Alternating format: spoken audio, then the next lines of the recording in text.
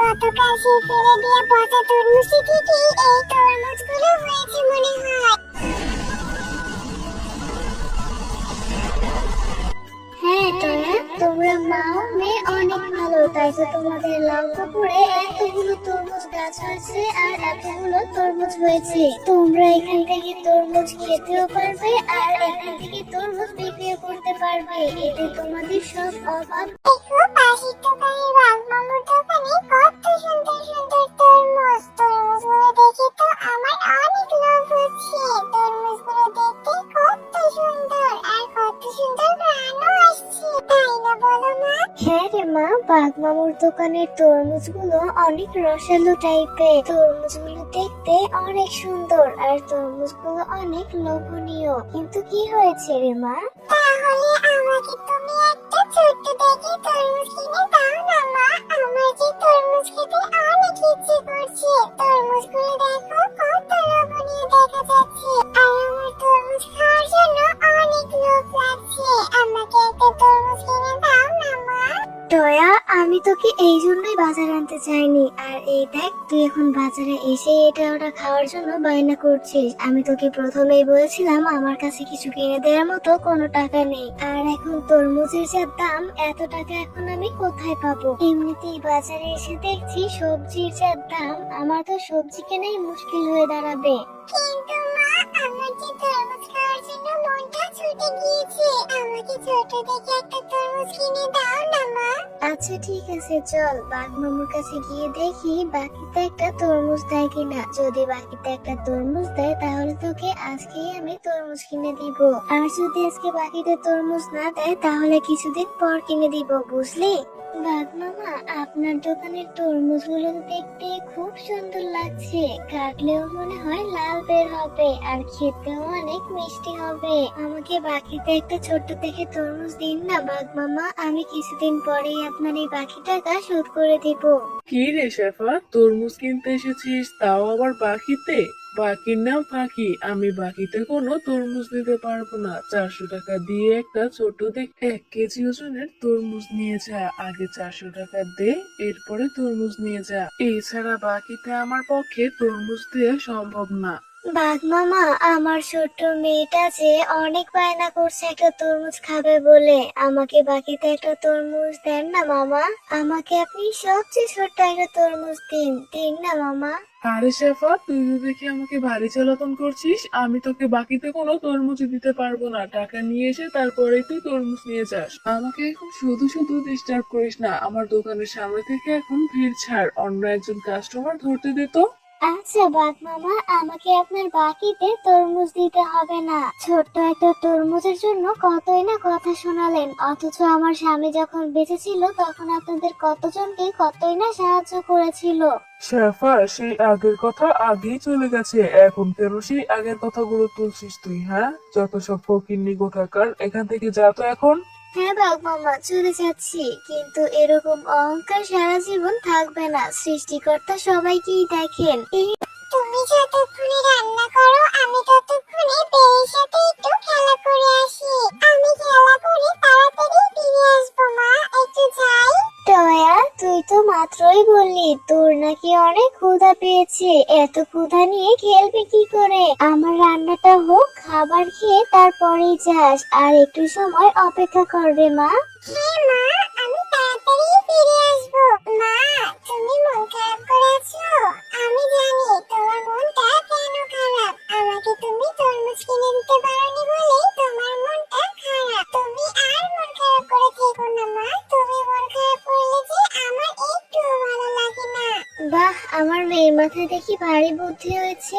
মায়ের মন খারাপ ও বুঝতে পারে। আমার যখন টাকা হবে তখন আমি তোকে অনেক বড় একটি তরমুজ কিনে দিব রে মা। যা তাহলে এখন গিয়ে খেলা করে আয়, তাড়াতাড়ি বাড়িতে ফিরে আসবি। দিলি, এই মিলি, তুই আজকে মাঠে খেলা করতে যাসনি কেন রে? চল চল, আমরা এখন মাঠে খেলা করতে যাব।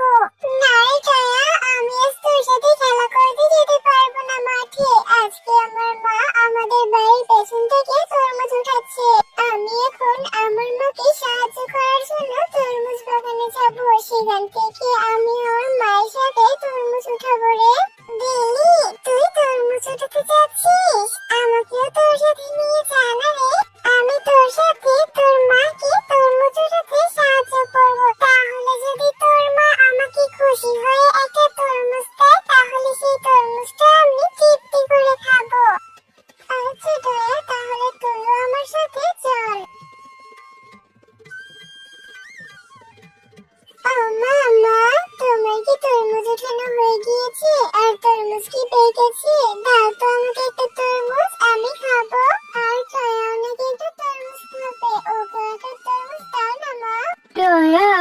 আজকে আর আমাকে তোর সাহায্য করতে হবে না, আজকে আর আমি তরমুজ উঠাবো না।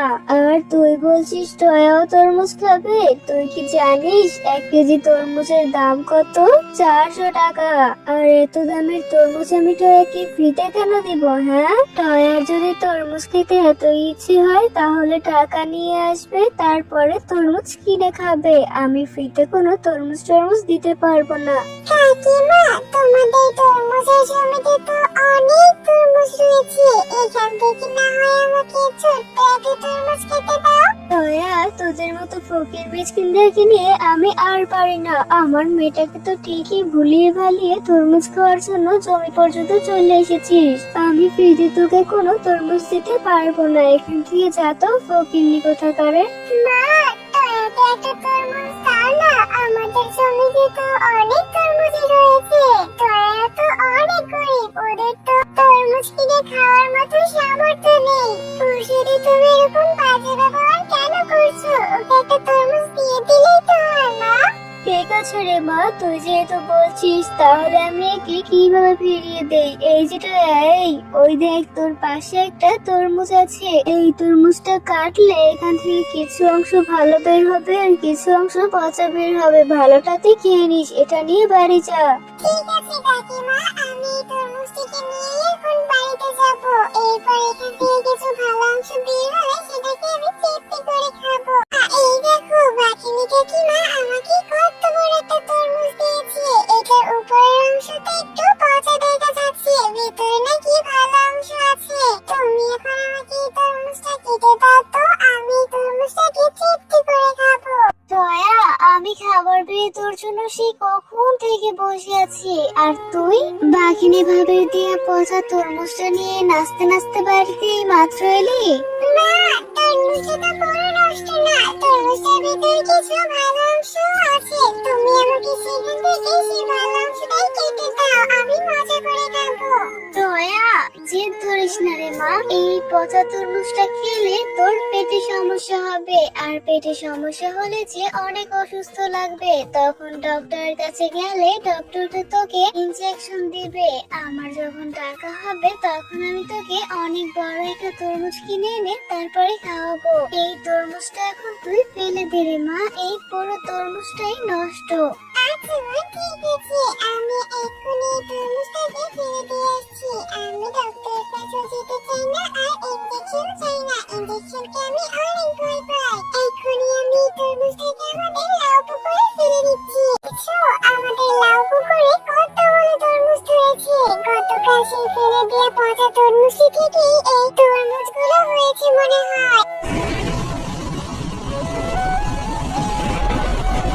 হ্যাঁ টয়া, তোমরা মাও মেয়ে অনেক ভালো, তাই তো তোমাদের লাউ পুকুরে এতগুলো তরমুজ গাছ হয়েছে আর এতগুলো তরমুজ হয়েছে। তোমরা এখান থেকে তরমুজ খেতেও পারবে আর এখান থেকে তরমুজ বিক্রিও করতে পারবে, এতে তোমাদের সব অভাব দূর হয়ে যাবে। সত্যি, এবার আমার মেয়ের ইচ্ছাটা পূর্ণ হবে। আমার মেয়ে প্রতিদিন তরমুজ খেতে পারবে। আমি গরিব বলে আমার কাছে টাকা থাকে না, তাই আমি আমার মেয়ের ইচ্ছেগুলো পূর্ণ করতে পারি না। এখন থেকে আমার মেয়ের কোনো ইচ্ছাই আর অপূর্ণ থাকবে না। তোমাকে অনেক অনেক ধন্যবাদ।